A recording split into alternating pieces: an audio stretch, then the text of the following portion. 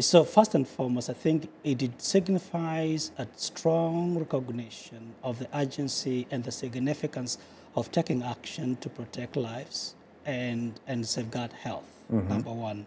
Number two, I think when the African government stood up to get the treaty ratified, signed and ratified, they were acting from a clear understanding that after all the years that African governments have spent dealing with the communicable diseases, tuberculosis, HIV/AIDS, malaria, Africa can no longer afford another epidemic. And although the figures, the numbers of tobacco consumption are relatively low in Africa compared to the rest of the world, we are seeing a shift because the rest of the world has made huge progress. Laws have been passed. So in terms of, first answer to your question is, we have seen laws that have been passed from this country, United States of America, great progress.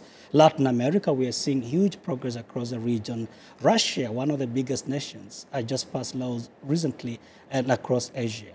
And as these laws get passed, we are saying that the tobacco industry is targeting the African governments. In fact, we have on authority of the British American tobacco documents, documents that show that because the market is declining, consumption is declining in the rest of the world, the market is dwindling in the rest of the world, Africa provides, from their perspective, what they call huge prospects for growth.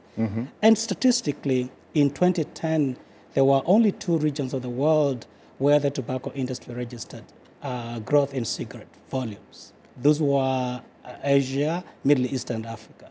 But Africa is increasingly going to take a bigger share. So to come back to a specific question, this report is saying, let's go to the basics. Let the African governments pass laws that are comprehensive enough and that are compliant with the Framework Convention on Tobacco Control, because it's a commitment to the international community. It is a commitment to their citizens. And it's the best thing that any African government can do. And we're seeing change on the continent in terms of real evidence that that's happening, from South Africa to Kenya to Burkina Faso.